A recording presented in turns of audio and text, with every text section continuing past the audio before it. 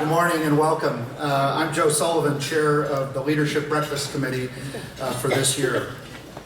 First, I'd like to thank all of you for joining with us here this morning for what is a wonderful annual celebration. It's actually a wonderful way to get into the Christmas spirit, and for me, this really is the kickoff of the Christmas season. I'd also like to thank you for your support in this vitally important campaign. Your leadership supports the mission and the life-changing work of Catholic Charities. So some of you have heard this before, so indulge me, but I'd like to share with you and take a moment to share with you how I first became aware of this important leadership breakfast. My wife Susie and I moved to Baltimore from the Twin Cities in 1994. My boss at Lake Mason at the time was a wonderful gentleman that many of you know or knew, Ed Cashman. Ed was a terrific guy who truly appreciated his good fortune and was extremely devoted to giving back to his community. Ed came into my office one late fall day in that first year of 1994, and with that Ed Cashman twinkle in his eye. I didn't really know Ed well enough yet to know what that twinkle meant. In any event, Ed came into my office and asked what my December calendar looked like and if I might have any interest in having breakfast with him and the Cardinal. Now, you could have knocked me over with a feather. At that point in my life, I had never even met a bishop, let alone a cardinal. And all I could think of at that time was telling my parents that I was having breakfast with the Cardinal and knowing that they were going to be as blown away as I was. So, of course, I immediately said, of course my calendar's clear. No matter what's on it, it's clear. And I would be honored and delighted to have breakfast with you, most especially the Cardinal. I was on top of the moon. Ed said to plan on it, and he started to walk out of my office. But before he got to the door, he turned around. I saw the twinkle in his eye. He pulled an envelope from his back pocket and dropped it on my desk. He left saying, "We'll see you in December." I then opened the envelope to find a Catholic Charities pledge form, my name filled out, and the $1,500 box checked. At that moment, he had hooked me into this event, and I'm incredibly glad that he did. Actually, John McLaughlin, who was here, just told me that he used that story and had a recruit here this morning. So congratulations, John. I would say, there he is. And it worked. So I would say feel free to use it if it helps.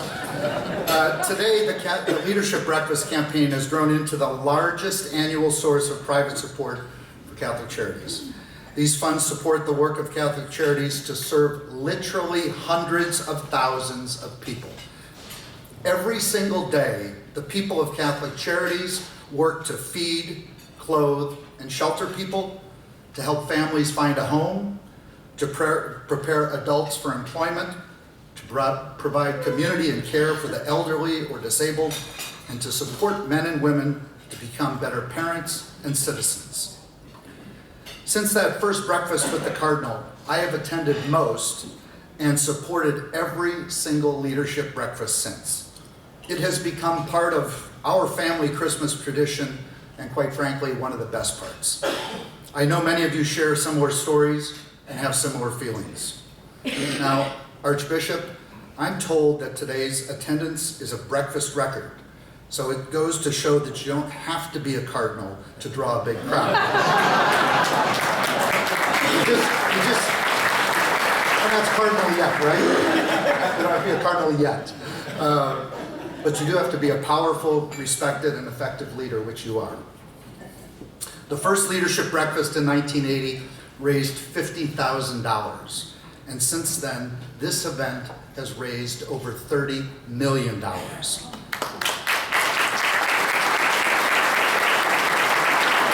I'd like to offer a special thanks first to all of you, to the Leadership Breakfast Committee, and to the staff at Catholic Charities for making this year's campaign a smashing success. I'm happy to report that together this year we have raised, at this point, $3.835 million, which is a new record for this point in the campaign.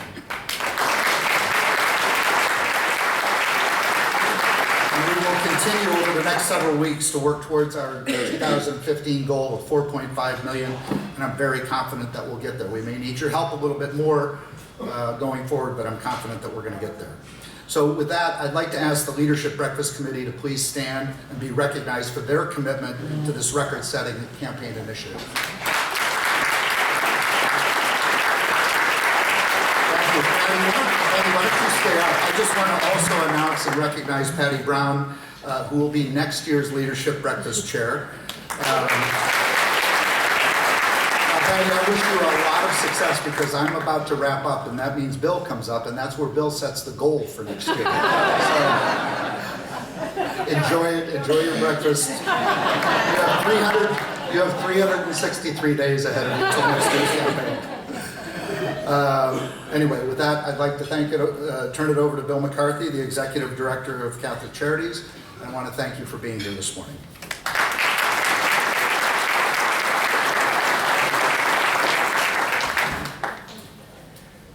Good morning and welcome, everyone. This breakfast, along with the Basilica concert tomorrow night, is really the kickoff of the Christmas season for me. And it's so great to get everyone together here this morning at our Daily Bread. And imagine in 2 hours, at 10:30, 800 people will come to be fed today. So this dining room will be changed, and we'll be feeding our brothers and sisters who are hungry. Joe, your leadership and dedication to the work of Catholic Charities, which you've demonstrated in so many ways, has been invaluable for us and to serve those we are privileged to care for. We're especially grateful for your leadership of the success of this year's breakfast. You've been outstanding. Joe's competitiveness, but his passion and commitment to Catholic Charities' mission of improving the lives of Marylanders in need is very evident. So let's give Joe.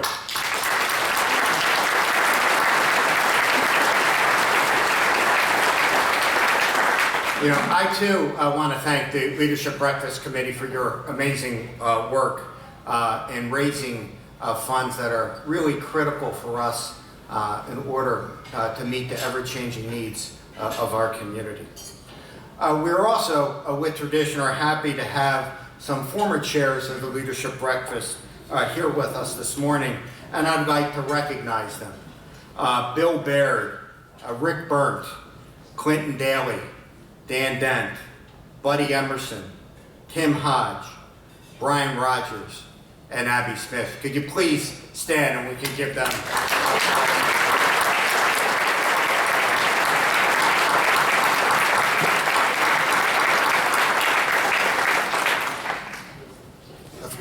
Earl, I'm sorry. Okay. I want to thank Patty Brown for graciously accepting to chair our leadership campaign for 2016. As Joe and the former chairs know, this position is extremely critical to the success of these campaigns, which is really invaluable to us. And Patty, unlike Joe, we'll talk about the goal offline afterwards, so what it means. The good news is Patty's on our finance committee and she understands what the bogey is. And we may not be able to get there all in 1 year, but we could try. I want to again recognize our board chair, Archbishop Laurie, Mark Bunting, our president of our board, and all of our board members at Catholic Charities for being great stewards and leaders of the mission and work of Catholic Charities. So I'd like to give them.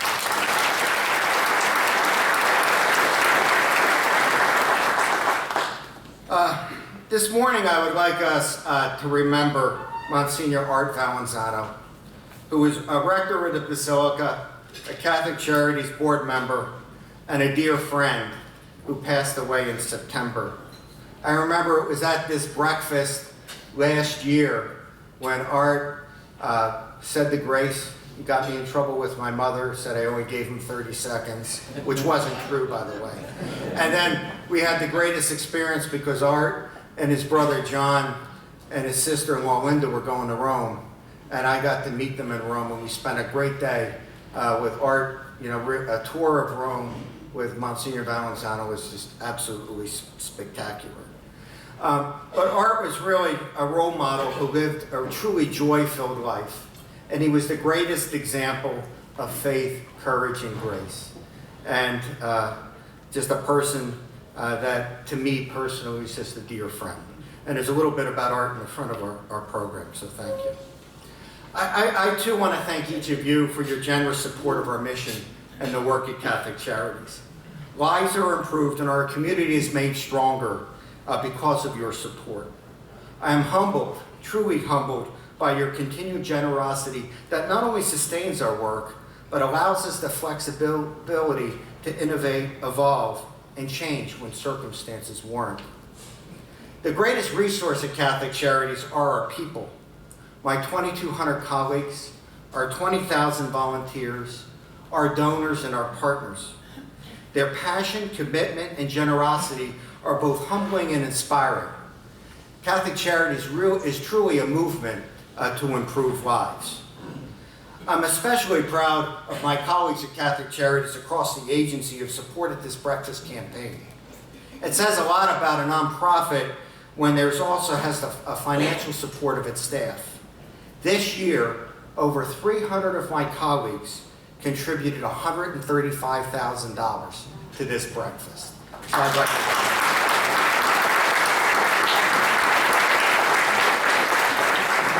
I'm also pleased to announce that last week, Catholic Charities was named the Baltimore Sun Top Workplace in the large employer category for the fourth time.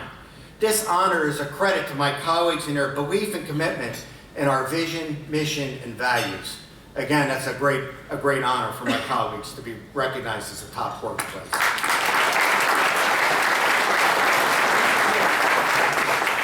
By now, you should have received our annual report titled The Power of One Multiplied. In this report, we share our thoughts about the power that each of us has to improve the life of another person. This happens through thousands of encounters every day at Catholic Charities. You also have at your place a trifold card, which has selected outcomes and information about the services provided last year at Catholic Charities. Catholic Charities' history of institutional courage has led to the development of creative program that has changed the lives of hundreds of thousands of people in our community. We're able to adapt, evolve quickly to respond to new and changing needs in our community. Your support of this breakfast actually allows us to do that. That's what this allows us to do. This past spring, we mobilized our resources to respond to the unrest in West Baltimore. Prior to the events on April 27th, we were providing behavioral health services in 23 schools in West Baltimore, and we had 19 different community services programs in West Baltimore, from employment to housing, case management, and emergency services. And when you think of the 21216 zip code, we served over 4,000 people in that zip code, and that's 20% of the people in that zip code. So Catholic Charities was present before the unrest.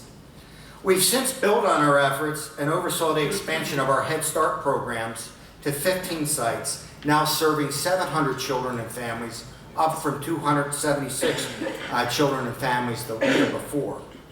Through our work with parishes, we restored much needed food services at 3 pantries, at St. Edward's, St. Gregory the Great, and St. Peter Claver.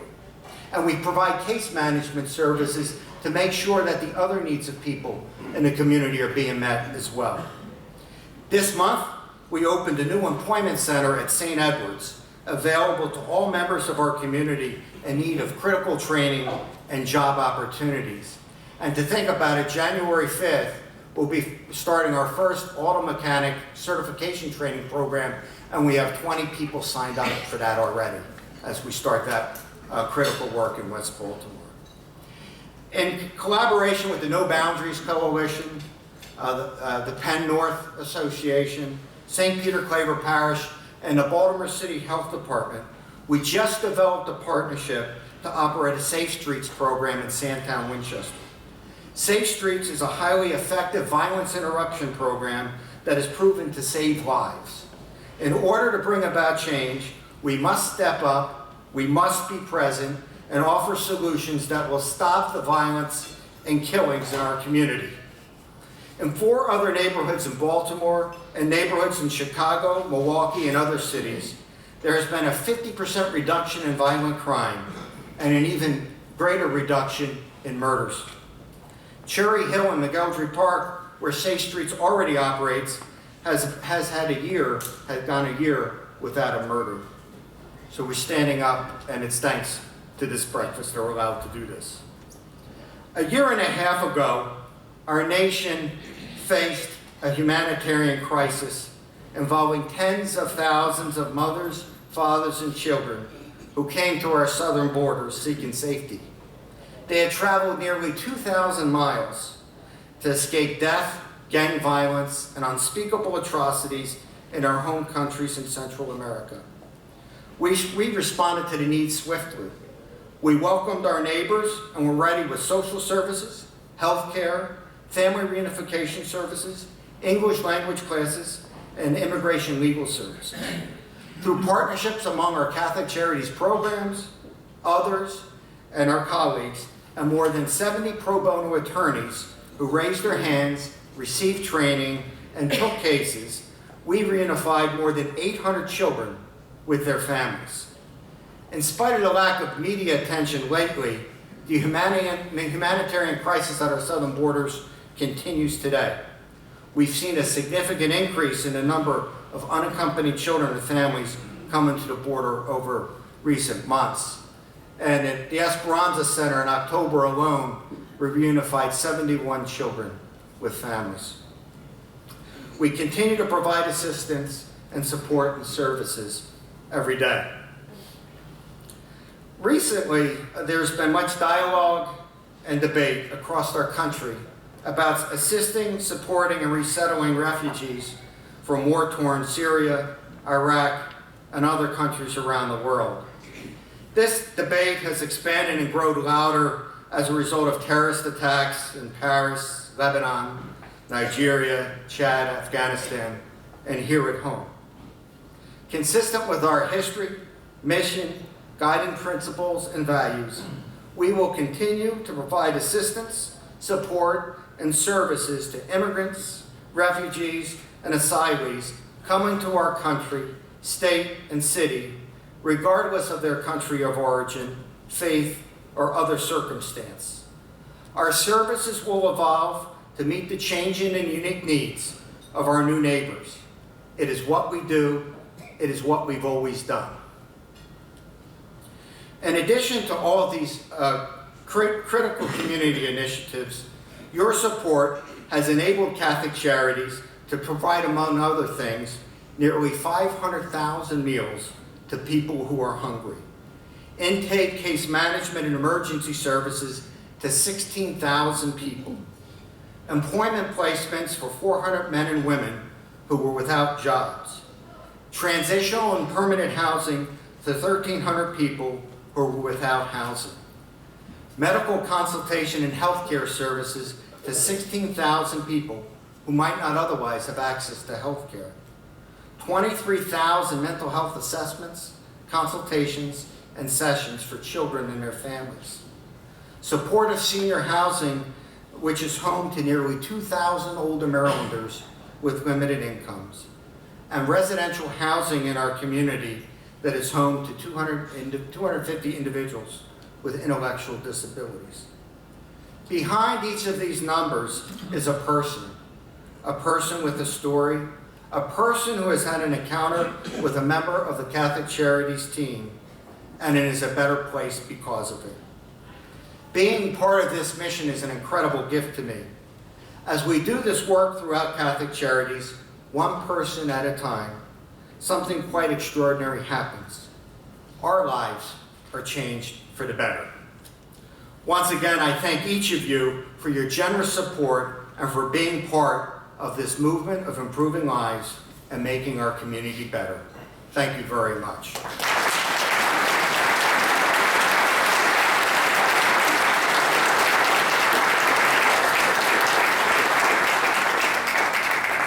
It is now my pleasure to introduce Ronald Bush, who is a current Christopher Place Employment Academy Class 64 member. As you may know, Christopher Place is a Catholic Charities intensive, I would say, Ronald, 18-month residential program that provides education and training and support for vulnerable and formerly homeless men. Ronald is really generous enough to share his journey experience with us this morning. And, Ronald, his journey is so humbling to me and inspires me to do what we do. So, ladies and gentlemen, Ronald Bush.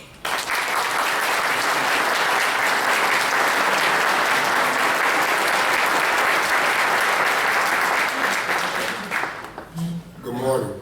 Good morning. Thanks again, Bill. I would like to first give honor to God for allowing me to be able to stand before you all today. I would also like to thank all of you in attendance, especially all of you who contribute to the well-being of our daily bread in Christopher's Place. My name is Ronald Bush, and I'm an ambassador at Christopher Place Employment Academy. I'm here to share my story with you because I believe that when you own your story, you own your truth. Man. My journey before becoming a resident here at Christopher's Place started some 10 years ago. 10 years ago, 1 month from today, to be exact, my wife and I lost our second child, our daughter, Blake Imani Bush, in her 34th week of pregnancy. She had felt something was wrong and went to the hospital, but encouraged me to go to work.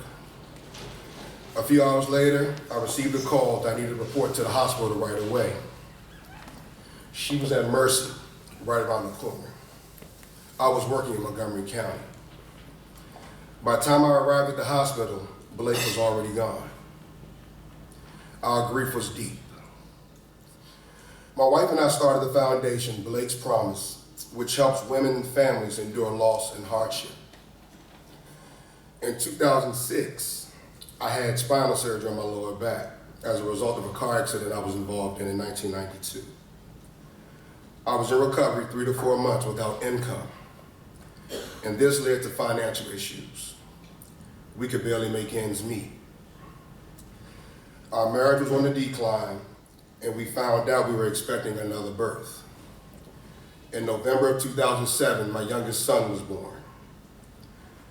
I had hope, and we were still in our home in Baltimore County. Then came 2008. The economy crashed, and my marriage was in a downward spiral. Fighting to keep my family together and working to keep from drowning in debt was stressful. In 2009, I was rear-ended in a second car accident. And eventually, I had to have another spinal surgery. This procedure was performed on my neck and kept me out of work for 6 months to a year. I had to live on 66 2/3 of my income. I was very depressed, and my health began to deteriorate. But I returned to work. My wife and I had separated, and I worked the entire year of 2010 and developed reoccurring issues from the previous spinal injury. I was informed by medical staff at this time that I would need another surgery, and I could not return to the profession that I had grown to love. From 2011 to 2015, I was homeless, unemployed, living with friends and relatives until my welcome was overdue. I was sleeping in my vehicle, trying to find employment while being an active father in my sons' lives. They lived in Baltimore County, and I was in Washington, D.C. Notice I said in Washington, D.C. I was in, but not living. I was just surviving. My sons are my everything. They are now 11 and 8 years old. During this time, I took so much effort trying to hide my circumstances. With money I would have earned, I would stay in hotels here in Baltimore on the weekend when I was visiting with them. They thought it was cool and that all was well. Then one night this past February, I was dropping my sons back to their mom. I had said goodnight and walked them into their home. I was so tired. I just thought if I take a quick nap, I would be okay for the drive back to DC. The next thing I knew, I was waking up to my oldest son knocking on the window of my truck. It was already morning. He asked, "Dad, did you sleep here last night?" He knew. I had to come clean and tell him the truth of my situation. Then my youngest son came out. I told him a simpler version of my situation so he could understand. It wasn't until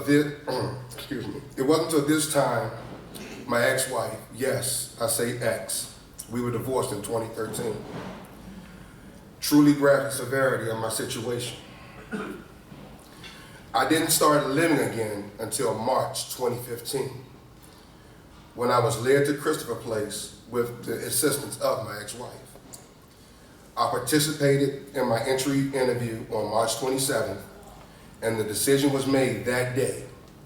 I was going to reclaim my life and be the father my sons deserve. Now I stand before you, a man with direction, self-respect, with a new view of life and what it means to be truly successful. My meaning of success is what you leave, what your legacy entails. My legacy entails what I can leave and give to others. This life isn't about me. My sons are my life. I'm employed as a member of the Johns Hopkins security team, and I am currently in the progress of getting my secret security clearance to become an independent contractor with the Office of Personnel Management to conduct background investigations for the federal government. I owe all of this to the efforts of Christopher Place, program and staff, and to my God for allowing me to put my pride aside and allowing my ex-wife to help me. I especially would like to recognize Ms. Penny Lewis, Mr. Darrell Green, Mr. Lester Warfield, and Mr. Andre Ruthell. Thank you. Thank you for listening to me. Thank you for supporting Catholic Charities. And thank you for making my life transformation possible and giving me and my family a new hope for our future. Thanks again.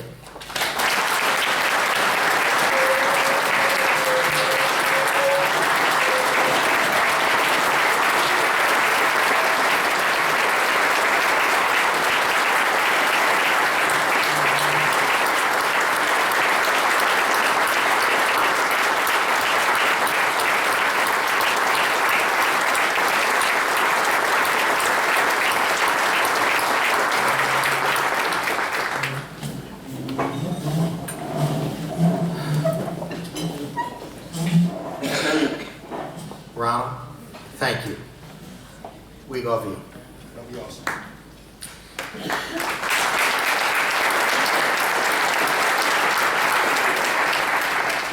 Now it's my privilege to introduce Archbishop William E. Laurie, Archbishop of Baltimore and Chair of the Board of Catholic Charities. Thank you for joining us.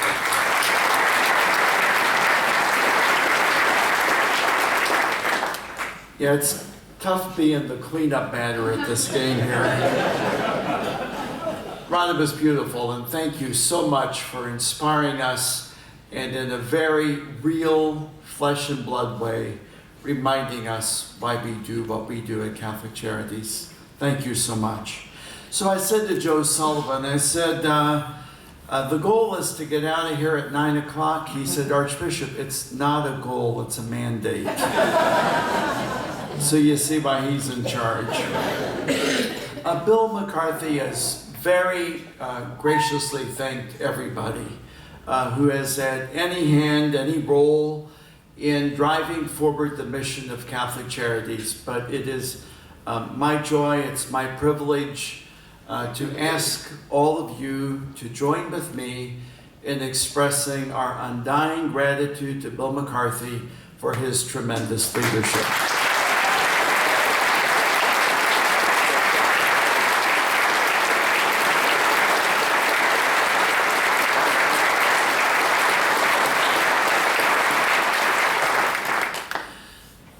as you travel around town, people will say, you know, this past year was a tough year for our city.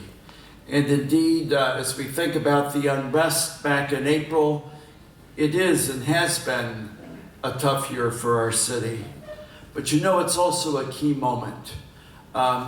We should look at those events from last April as a wake-up call, as an opportunity for us to join hands across denominational lines, organizational lines, business, government, and the faith community to make a difference.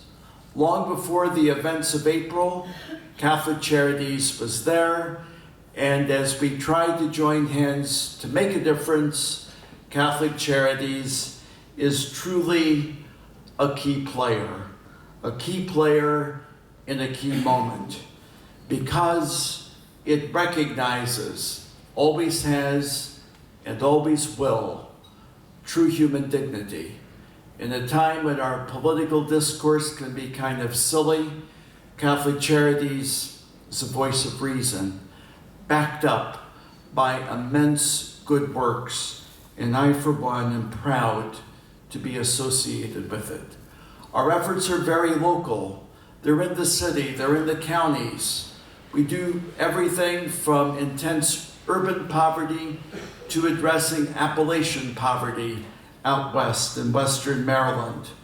Problems that are international become national, and those problems also become local. Catholic Charities is there to address those situations. All of us know that Pope Francis is urging, goading, prodding the church to be the face of God's mercy in the world today, to manifest the love and the compassion that God has for each one of us before the world.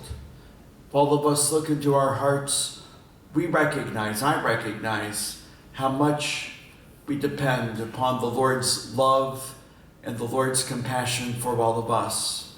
But as we receive the Lord's mercy, the Lord urges us to go outward and to share his love, his compassion for us with others. Just yesterday in Rome, the Holy Father, Pope Francis, began what he called a year of mercy. This is a year-long effort to focus not just the members of the Catholic Church, but to focus the world on mercy and the importance of compassion and the importance of sharing love. All of us know the world can be a pretty unmerciful place, and Pope Francis stands on this world stage in many ways as the personification of mercy. And as the Pope talks about mercy, he talks about doing what we call in the Catholic tradition the corporal and the spiritual works of mercy, consoling those who need to be consoled, praying for those who need to be prayed for, feeding the hungry, clothing the naked, sheltering the homeless, visiting the prisoners. This is how we manifest the beautiful, merciful face of God to the world. Catholic Charities takes those corporal and spiritual works of mercy and writes them large, very large. It writes them in every community, in countless hearts, and those who participate in this mission experience the love and the joy of God's compassion in their own lives. I just want to say that Pope Francis, with all due respect, may have begun a year of mercy yesterday, but for Catholic Charities, every year is a year of mercy. Thank you for your support of this marvelous mission. God bless you.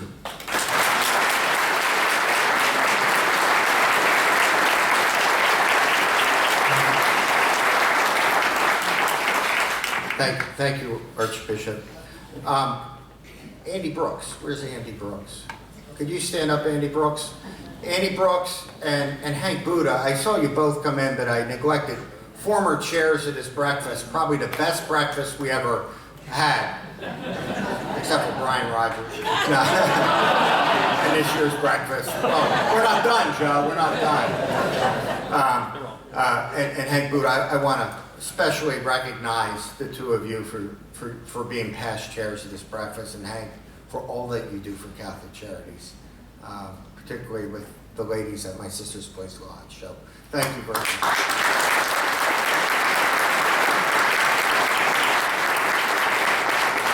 Well, we've done well. It's not, we have a few minutes to spare. I just want to wish everyone a very Merry Christmas and a joyous and peace-filled New Year, and spend time with your families and friends. And I want to again thank you for all you do to make what we do possible. So thank you very much.